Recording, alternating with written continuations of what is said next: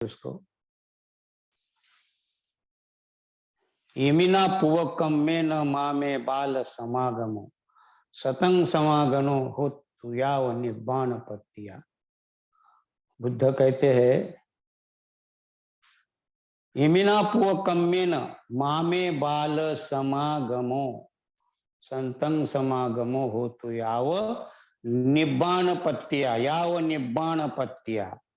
अगर आपको पत्तिया मैंने प्राप्त करना, निर्वाण प्राप्त करना है, अगर आपको निर्वाण प्राप्त करना है तो क्या कहते हैं, क्या करना चाहिए?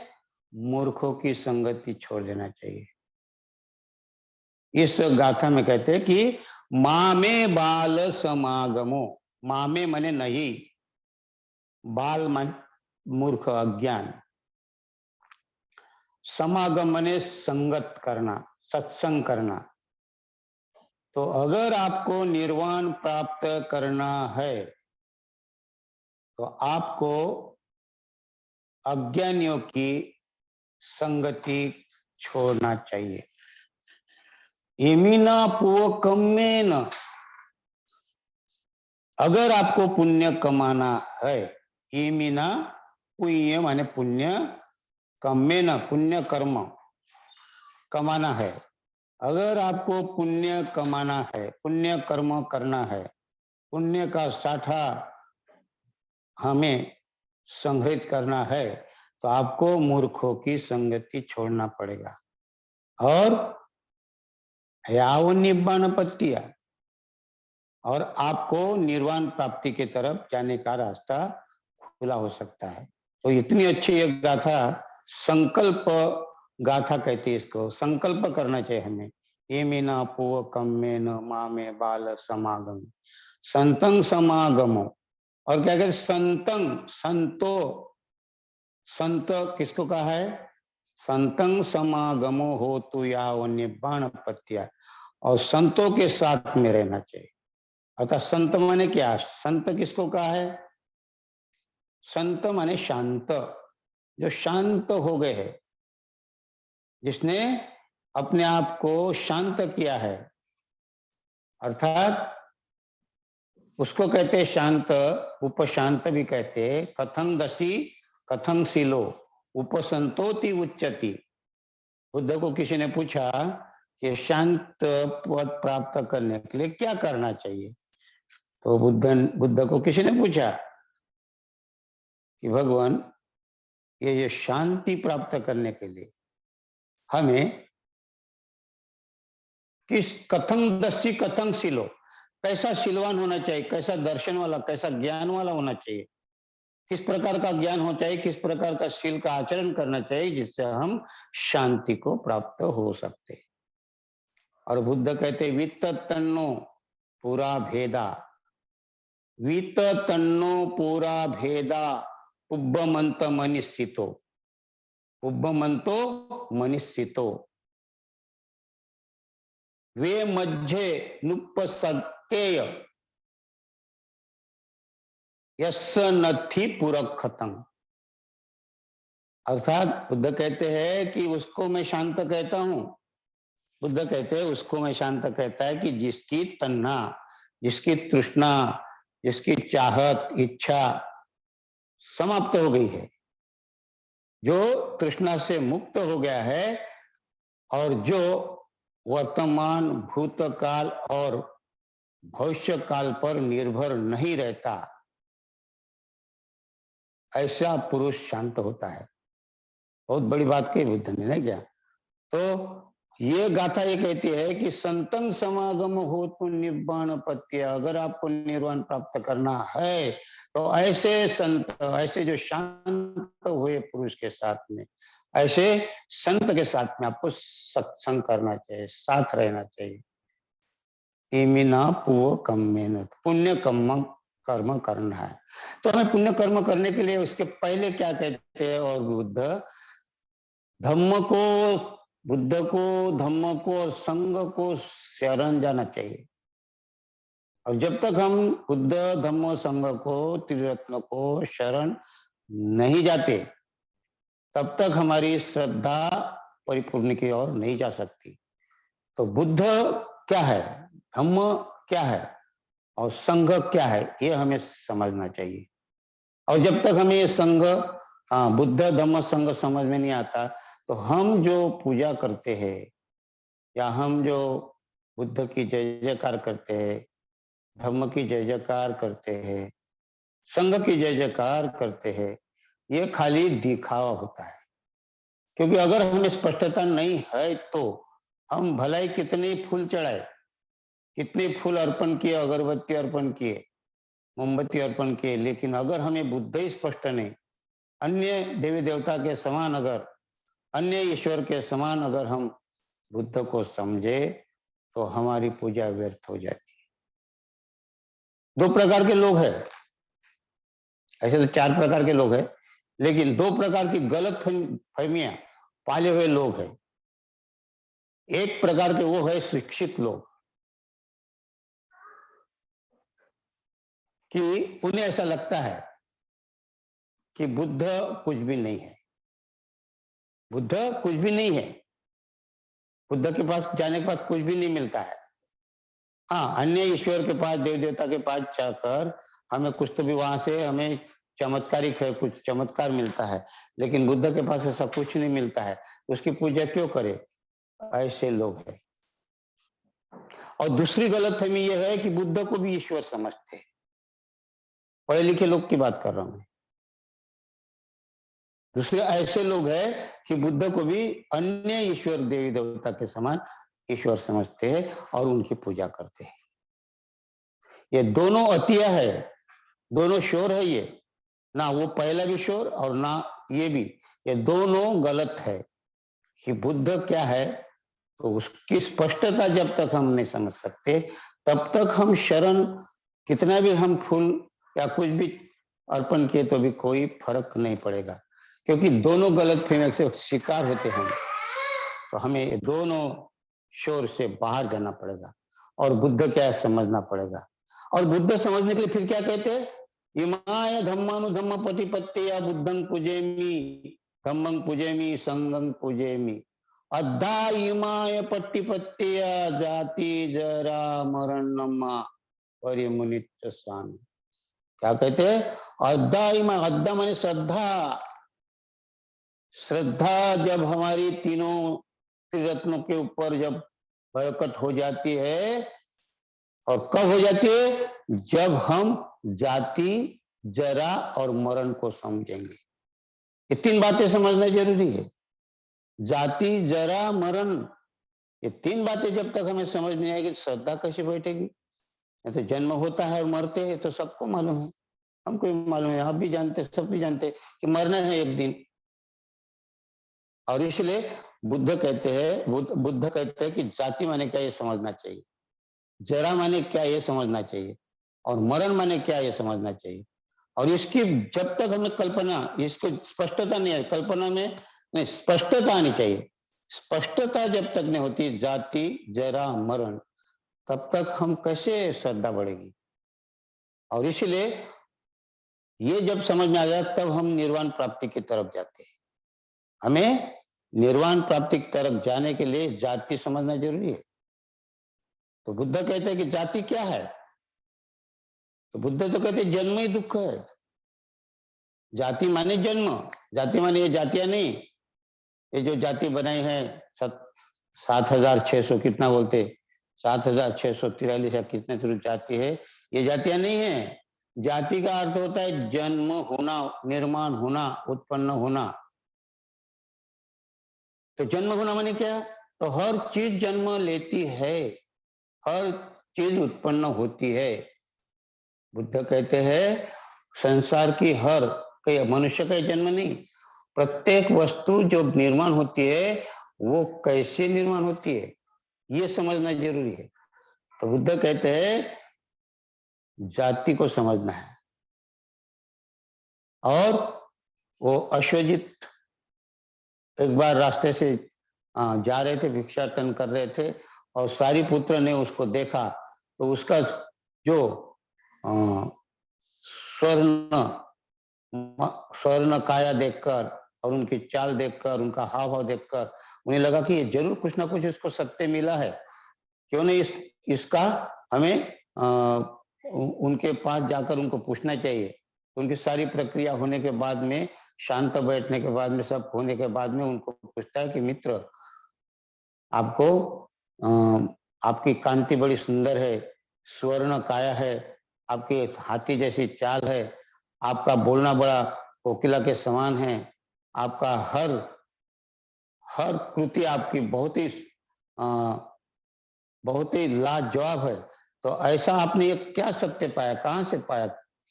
तो तब अश्वजीत कहते, मित्र, मैं अभी अभी नया शिष्य बना हूं, और और मैं खाली, मेरे जो गुरु है, मेरे जो कल्याण मित्र है, वो है शाक्य मुनि बुद्ध, और उनका धम्म का सार ये है।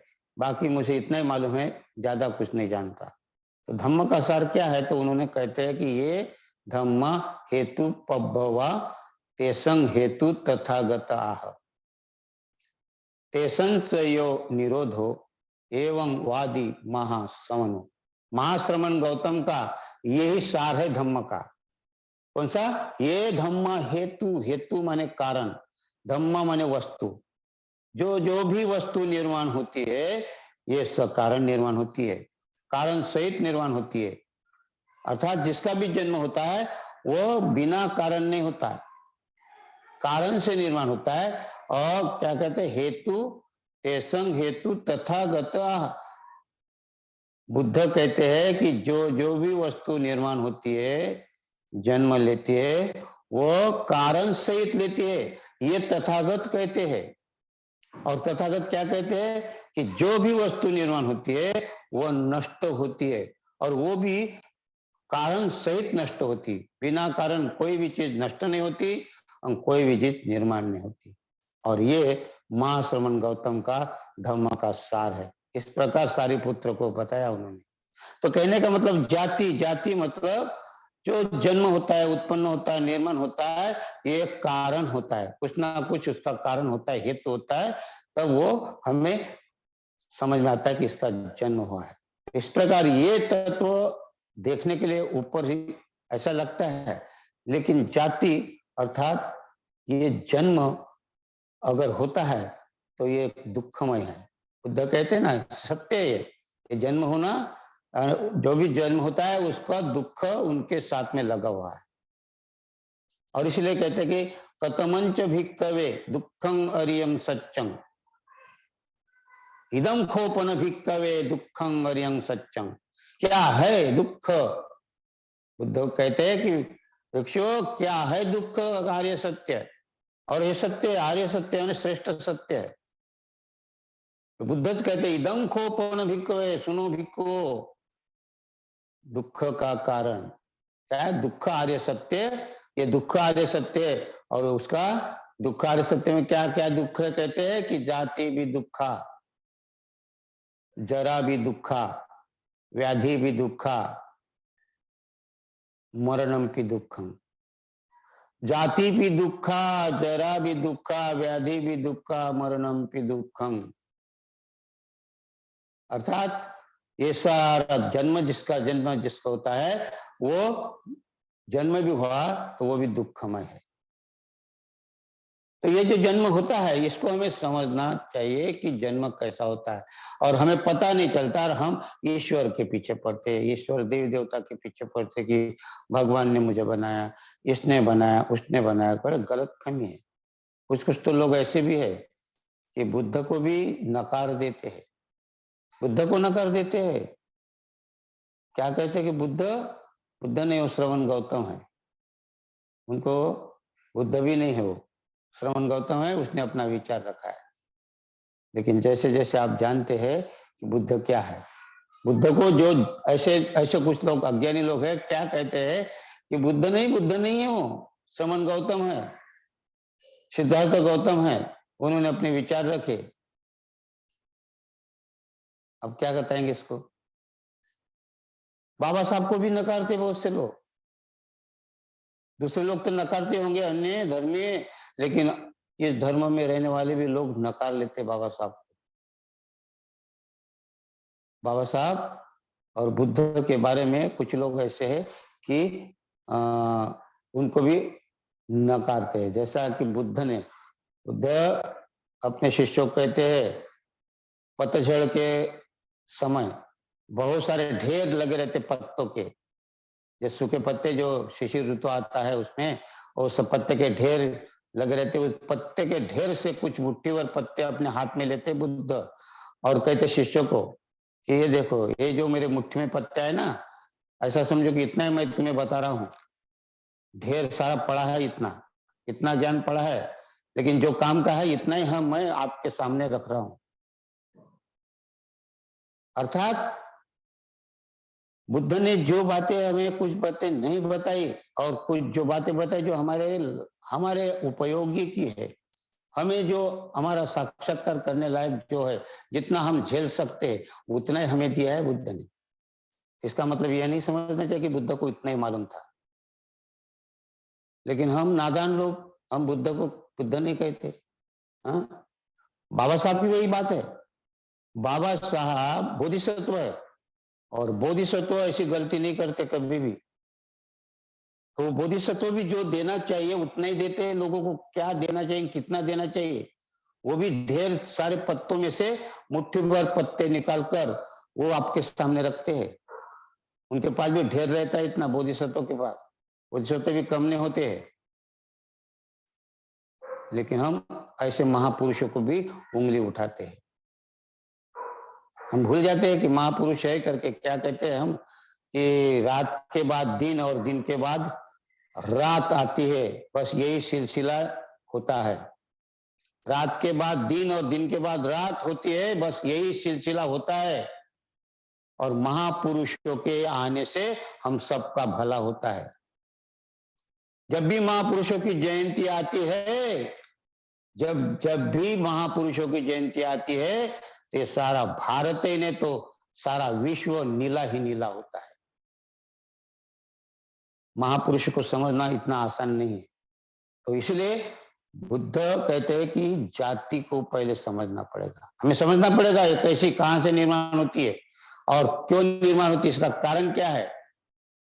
और ये कारण जब मालूम होता है तब हम दूसरी बात कहते हैं, जाति जरा। जरा माने क्या होता है?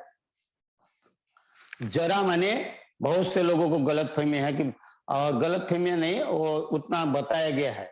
सारे किताबें, सारे ग्रंथ हमें कहते हैं कि जरा माने बुढ़ापा, जरा माने बुढ़ापा यानी महातारपन, क्या बोलते उसको, ओल्ड। लेकिन ये भी सच है, बुढ़ापा आता ही है, क्योंकि जिसका जन्म हुआ वो बुढ़ा होगा ही। लेकिन जरा का अर्थ होता है, बुढ़ापा तो होता ही है, लेकिन असली अर्थ जब बुद्ध के समय में बुद्ध ने कहा ये शब्द, 3 शब्द बड़े महत्वपूर्ण है, जाति जरा मरण।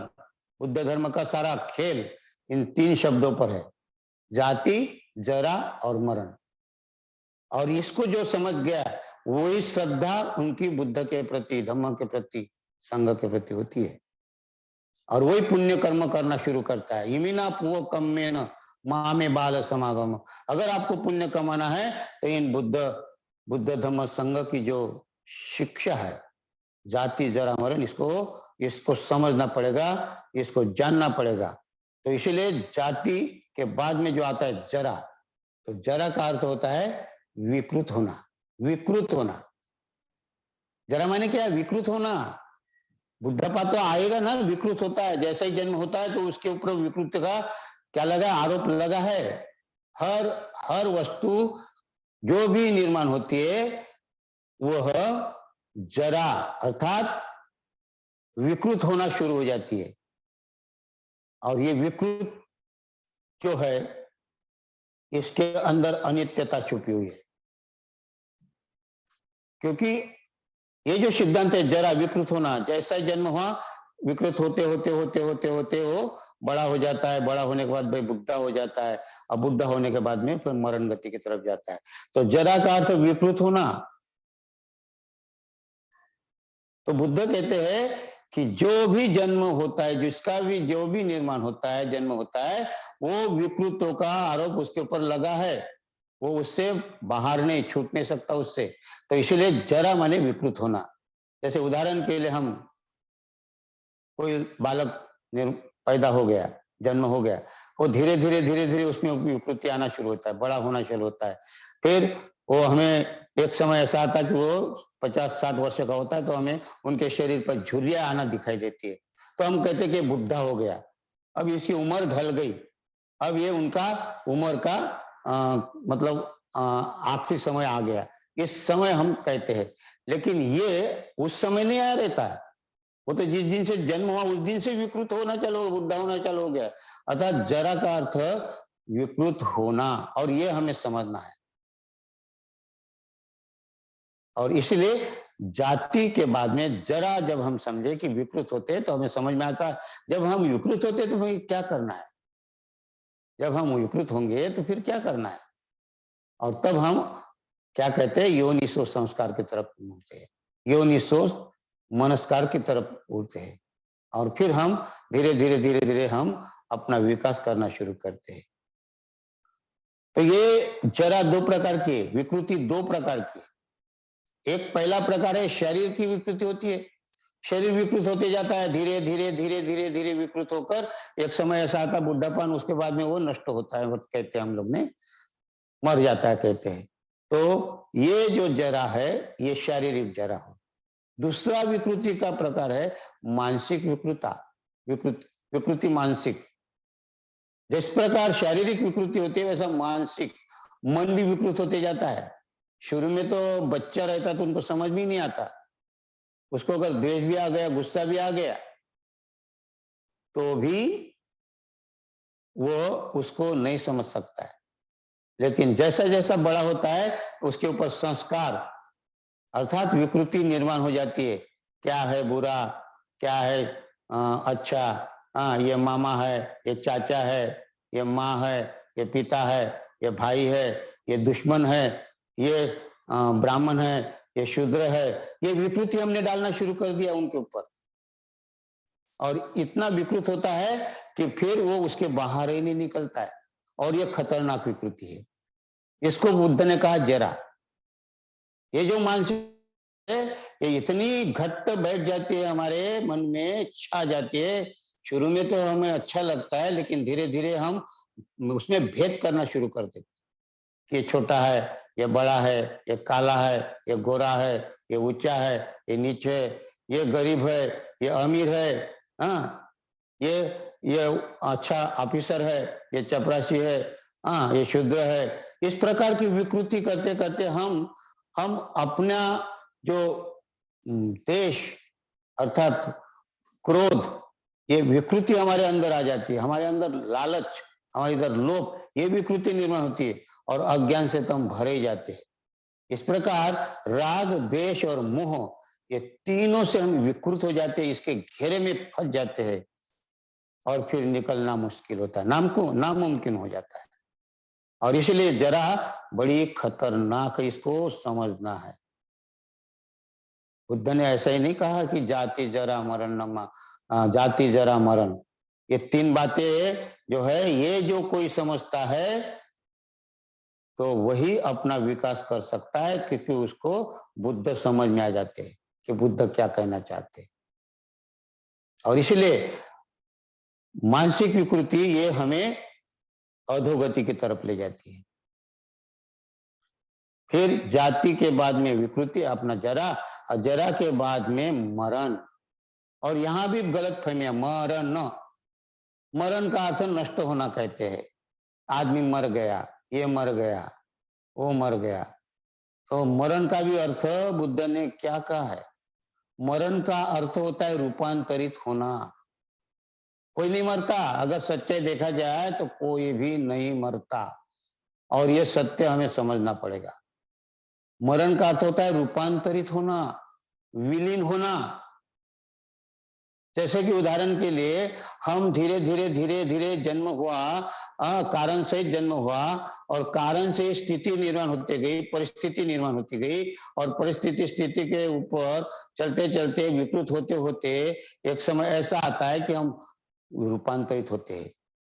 मतलब हम जिसको मरण कहते हैं, मरण का अर्थात ये जो चारों भूतों से ये जो चारों महाभूतों से जो शरीर बना है, ये शरीर मर जाता है, मर जाता है अर्थात रूपांतरित हो जाता है। तो पृथ्वी पृथ्वी में विलीन हो जाती है, रूपांतरित हो जाती है, जल जल में भी रूपांतरित हो जाता है, तेज धातु अर्थात वायु धातु ऊर्जा ऊर्जा में रूपांतरित होती है, महाविशाल ऊर्जा में, और वायु वायु में रूपांतरित हो जाती है। इस प्रकार इसको कहा है जाति जरा मरण। तो हमारी जो विकृति होती है, हमारा जो ये जो सारा खेल चलता है, ये इस प्रकार का खेल चलता है, और यही समझना चाहिए। क्योंकि ये जाति जरा और मरण, तो ये जो जरा है, ये जरा राग द्वेष मोह के घेरे में ही रहते हम, और हम फिर उसी को कहते हैं। इसलिए बुद्ध कहते हैं कि इस जन्म को समझो, किच्छो मनुष्य पटी लाभो, किच्छंग मच्चान जीवितं। क्या करते हो, कब समझोगे? ये मनुष्य का जन्म जो हुआ है, कब समझोगे? दुर्लभ है, कभी जन्म हुआ या नहीं होगा, कोई पता है? नहीं है पता। तो ऐसा क्यों बर्बाद कर रहे हो इसको? इस जन्म को समझो, किच्छो मनुष्य पटी लाभो। ऐसा ही व्यर्थ ये जन्म मत गंवाना। समय आपके पास में है, समय मत गंवाओ, क्योंकि ये जो शरीर मिला है, ये मनुष्य जीवन मिला है, इसका विकास करो। क्या पता कल क्या होने वाला है। इसलिए कहते हैं कि किच्छो मनुष्य पटी लाभो, किच्छंग मच्चान जीवितं। कि जिसका जन्म हुआ है वो जीवितं माने जो जिसका जन्म हुआ है वो मरने वाला है, अर्थात रूपांतरित होने वाला है। तो ये जीवन का कुछ उपयोग करो। तो उपयोग करने के लिए क्या चाहिए? तो बोलते किच्छंग सद्धम्मं सवनं। कब कब कब धम्म श्रवण करोगे, कब धम्म सुनोगे, कब समय मिलेगा हमें धम्म श्रवण करने का? और श्रवण करना मतलब खाली सुनना नहीं है, ग्रहण करना होता है। जब तक हम ग्रहण नहीं करेंगे ये जीवन को, ये जो धम्म कहते जीवन में आए हैं, जीवन में आए तो इस धम्म को खाली श्रवण सुना, हाँ बहुत ही अच्छा बोला, अमुक अमुक आदमी बहुत ही अच्छा बात करता है, वाह कितना अच्छा प्रवचन देता है, कितना अच्छी सुंदर बातें करता है, उससे पेट नहीं भरता। हमें भी ऐसा, हमें भी करना पड़ेगा, हमें भी आचरण करना पड़ेगा, और ये जीवन को सफल बनाना पड़ेगा। धम्म सुनना पड़ेगा, ग्रहण करना पड़ेगा, पालन करना पड़ेगा। यच्चखो समदख्खाते धम्मे धम्मानुवर्तिनो। क्या कहते बुद्ध? यच्चखो समदख्खाते। इतना सुंदर बुद्ध के द्वारा बताया हुआ धम्म है, व्याख्यान किया गया, व्याख्याते समदख्खाते, अर्थात इतना सुंदर व्याख्यान, इतनी सुंदर परिभाषा की है धम्म की बुद्ध ने। तो वो धम्म की जी परिभाषा जो परिभाषा की है, उसका पालन कब करेंगे? धम्मानुवर्तनो। धम्म के साथ व्यवहार कब करेंगे? कब मिलेगा मौका हमें? और इसलिए जो धम्म बताया बुद्ध ने, सुंदर अच्छा उपदेश दिया है, उसका पालन करना है। और जब हम पालन करेंगे, अंगीकार करेंगे उसको, तभी तेजना पार में संति। क्या कहते हैं बुद्ध? तेजना पार, जना माने लोक, संसार, दुनिया। तेजना पार में संति, पार पार होना, में संति, अर्थात वो लोग पार हो सकते हैं। किससे पार हो सकते हैं? इस संसार में जो जीवन मिला है, ये जीवन का विकास करके बुद्धत्व प्राप्त कर वो लोग पार हो सकते हैं, इस पार से उस पार जा सकते हैं। अर्थात ये भौतिकता से वो आध्यात्मिकता की ओर, ये भौतिकता का एक किनारा है, और इस भौतिकता के किनारे से जो उधर का जो आध्यात्मिक किनारा था, निर्वाण का किनारा है, उस तरफ जा सकते, पार कर सकते। कौन कर सकते? वो आदमी जो धम्म का पालन करता है, धम्म ग्रहण करता है। धम्म सुनता ही नहीं, तो उसको ग्रहण करता है, पालन करता है। और वो क्या कहते हैं? मच्चु ध्येयं सुदुत्तरं। कठिन ऐसे मृत्यु को जीत लेता है, विजय प्राप्त करता है मृत्यु पर। और जब मृत्यु पर आप विजय प्राप्त करते हैं, तब आपको पता चलता है कि फिर बुद्ध कहते हैं अनेक जाति संसारं संधि विसंग निविसंग वकारकं गवे संतो दुख जाति पुनः पुनः वकारकं दिठोसी पुन्ना ज्ञंग न कासी सब बातें फासु का भग्गा ग कुठंग विसंकितंग विसंखार गतंग चित्तंग तन्नान खयम जगा। तब बुद्ध कहते हैं कि अब मैंने पकड़ लिया तृष्णा, अब तू घर नहीं बना सकती। तेरी इस सारी सामग्री को मैं जान चुका हूं, पहचान चुका हूं, अब दोबारा इसको जोड़ नहीं सकते, क्योंकि मैंने सारी छिन्न भिन्न कर दी, सितेर बितेर कर दी, बिखेर दिए, अब फिर से जुड़ नहीं सकती। इसी प्रकार हम निर्वाण को प्राप्त होते। और इसीलिए बुद्ध कहते हैं कि ये मृत्यु माने रूपांतरित होना, इसको हमें समझना पड़ेगा। तो इस प्रकार बुद्ध हमें कहते हैं, तो ये तीन बातें अगर हम समझते, जाति, जरा, मरण, ये तीन बातें हमें बार बार समझना पड़ेगा, एक ही बार में नहीं समझ में आएगा। जन्म कैसा होता है, क्यों होता है, किससे होता है, कोई ईश्वर नहीं कर देता है जन्म, कोई भगवान नहीं आता, और कोई कारण है, उसका भी कारण से होता है। हर कारण है, हर हर क्या कहते हैं, घट घट को क्या देखे, घट का कारण देख, घट घट क्या देखे, घट का कारण देख, बिन कारण इस दुनिया में पत्ता हिले ना एक। तो बिना कारण कुछ भी नहीं निर्माण होता है।